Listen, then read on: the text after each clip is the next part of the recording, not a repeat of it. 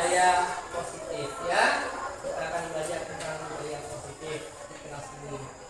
Nanti Bapak akan memanggil beberapa orang dari kelas baik ini yang di depan ya, dan Bapak akan menanyakan ada beberapa kasus yang sudah Bapak temukan di kelas ini ya. Ada dua. Yang pertama kasus yang berhubungan dengan siswa yang tidak mengikuti kajian ya. Yang kedua berhubungan dengan beberapa siswa yang kemarin kedapatan menggunakan handphone pada saat jam sekolah ya. Baik ya. Baik, sekarang Bapak akan membagikan ini ya. Masing-masing orang kertas kalian tuliskan dan keyakinan seperti apa yang kalian inginkan di kelas ini ya. Keyakinan kalian seperti apa? Kamu tulis seperti apa? Kamu tulis satu-satu ya. Setelah ditulis nanti kalian tempel di papan tulis ya. Kamu tuliskan. Kamu maunya di kelas ini misalnya handphonenya. Handphone misalnya gimana? Ya. Kalau gurunya tidak ada maunya gimana? Ya. Jadi satu orang satu ini. Satu-satu. Kasihkan satu-satu. Ya. Ya, satu orang ambil satu. Sini.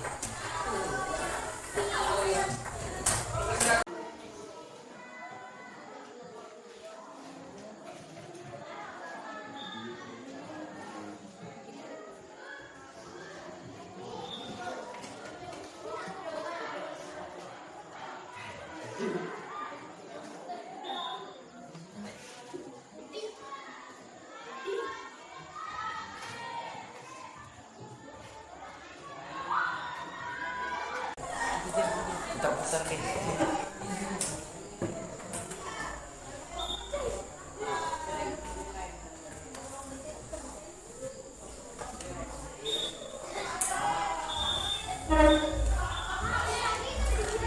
satu dah.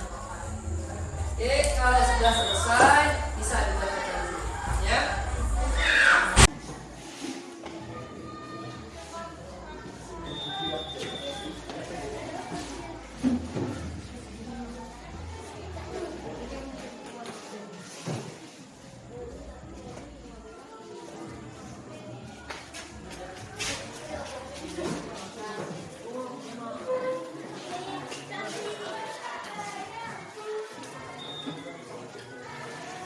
Baik, ini tadi ya keyakinan dari kalian masing-masing ya.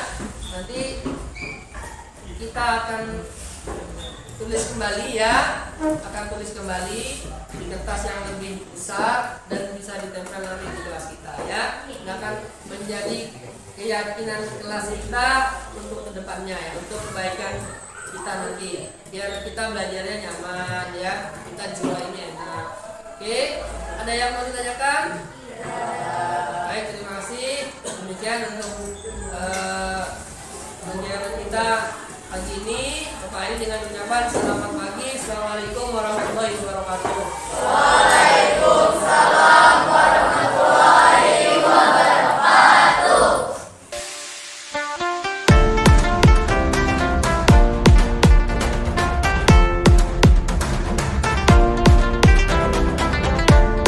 Assalamualaikum warahmatullahi wabarakatuh. Selamat pagi, salam sejahtera untuk kita semua. Yang terhormat Bapak Ibu Dewan Guru SMP 1 Kembang Barat yang berbahagia, yang pada kesempatan kali ini bisa berkumpul dan bertatap muka di ruangan yang sangat nyaman ini. Puji dan syukur kita berikan kehadirat Allah Subhanahu wa taala, Tuhan yang Maha Kuasa, karena kita selalu mendapat limpahan rahmat-Nya. Salam dan salam limpah curahkan kepada Nabi Muhammad SAW yang telah membawa kita menjadi orang yang seperti saat ini. Semoga kita selalu bermanfaat bagi banyak orang, terutama di sekolah kita ini. Saya Abdul Majid, berasal dari sekolah sini, adalah calon guru penggerak angkatan 7 dari Kabupaten Kota Baru. Hari ini akan memaparkan tentang modul 1.4 budaya positif di sekolah. Materi yang kedua tentang teori motivasi, hukuman dan penghargaan serta restitusi, ya. Ini nanti ada penjelasannya semua, nanti saya akan sampaikan satu-satu. Kemudian yang ketiga, keyakinan kelas. Nah, ya, untuk aksi nyata saya di sekolah ini, ya, yang saya terapkan untuk sekolah itu adalah tentang keyakinan kelas. Apa itu keyakinan kelas nanti juga akan disampaikan. Kemudian ada tentang kebutuhan dasar manusia dan dunia berkualitas. Ada juga kemudian restitusi, ya. Setelah restitusi ada segitiga restitusi. Semuanya ini penting, ya, bagi kita sebagai guru. Semuanya penting. Tapi yang saya tonjolkan di sini adalah keyakinan kelas dan restitusi. Berikutnya kita akan membahas tentang restitusi atau 5 posisi kontrol kita sebagai guru. Jadi kita guru itu punya posisi, ya, punya posisi. Ada 5 posisi kontrol kita sebagai guru. Yang pertama, guru itu berposisi sebagai penghukum, ya, sebagai penghukum.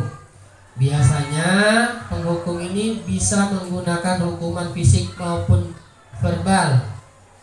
Orang yang menjalankan posisi penghukum biasanya mengatakan bahwa memerlukan sistem atau alat yang dapat lebih menekan murid lebih dalam lagi, ya.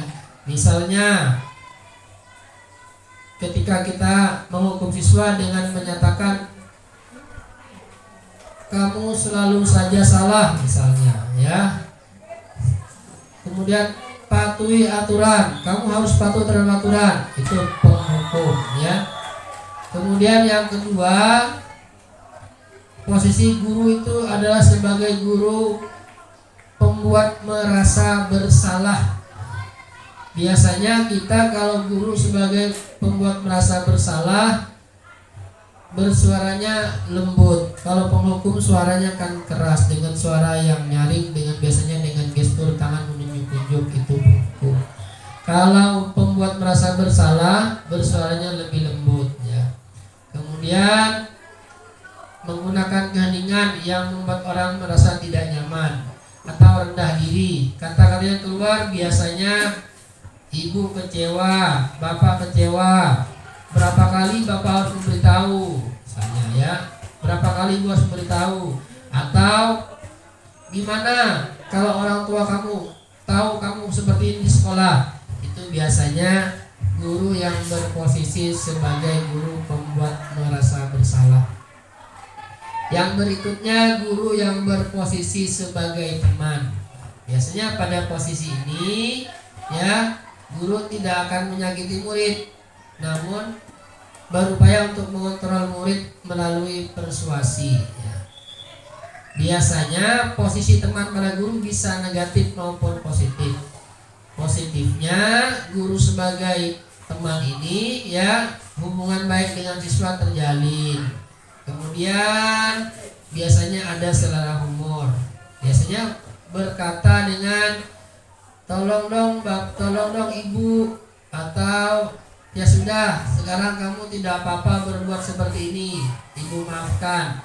Itu biasanya keluar dari guru yang berposisi sebagai teman. Sisi negatifnya, kalau kita berposisi sebagai teman, biasanya siswa itu akan mengindahkan guru yang tidak berposisi sebagai teman.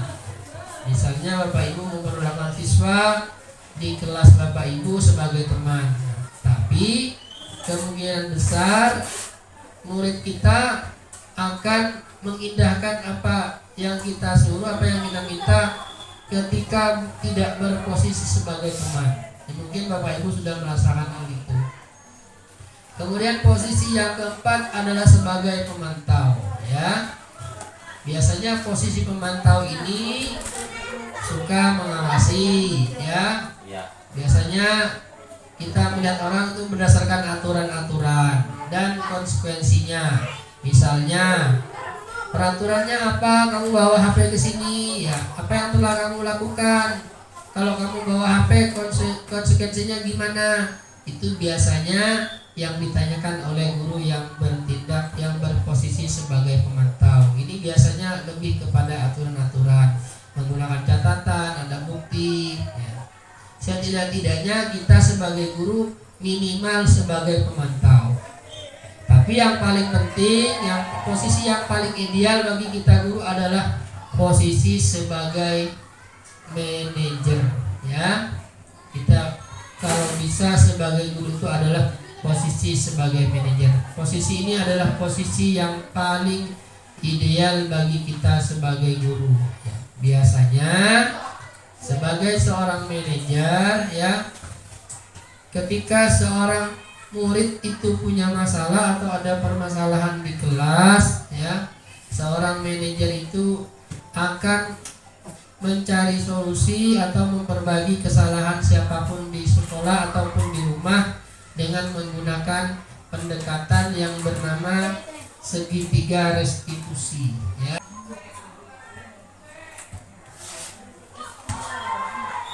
Cara melakukan segitiga restitusi, Bapak Ibu, ya, adalah yang pertama dengan langkah namanya menstabilkan identitas, ya.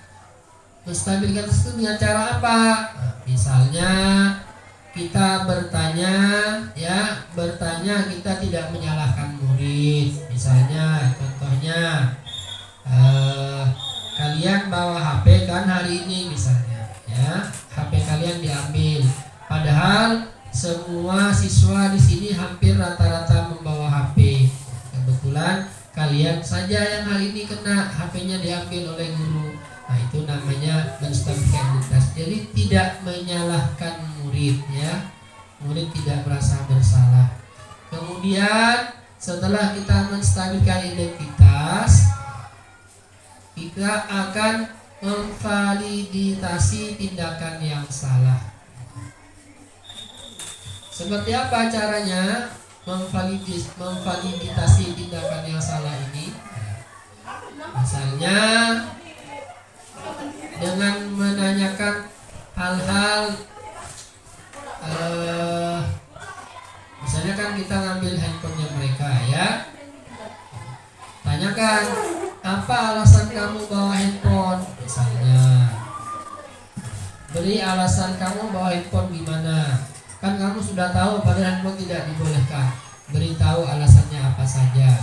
Jadi kita tidak menyalahkan murid. Murid diberi kebebasan untuk menjawab. Itu namanya validasi tindakan yang salah. Kemudian menanyakan keyakinan, ya, menanyakan keyakinan. Jadi kita membuat kesepakatan, membuat aturan, ya. Misalnya, kamu hari ini bawa HP, di HP-nya diambil. Kesepakatannya gimana? Kalau HP kamu bawa HP dan HP-nya tidak mau diambil, kesempatannya gimana? Kita membuat keyakinan. Dan ini yang sedang saya terapkan di kelas. Kebetulan untuk keyakinan kelas ini saya melakukan di kelas 7B dan baru saja dilakukan. Namanya menanyakan keyakinan. Nah, di sini di keyakinan ini kita meminta siswa, meminta murid untuk menuliskan apa-apa saja yang mereka inginkan, ya. Kemudian ditempel di papan tulis. Setelah itu kita tuliskan, ya, di tempat tuliskan. Kita buat kesepakatan, kita tulis, bisa di karton atau di menggunakan karton atau percetakan, ya, sekiranya bisa dibaca oleh semua kelas.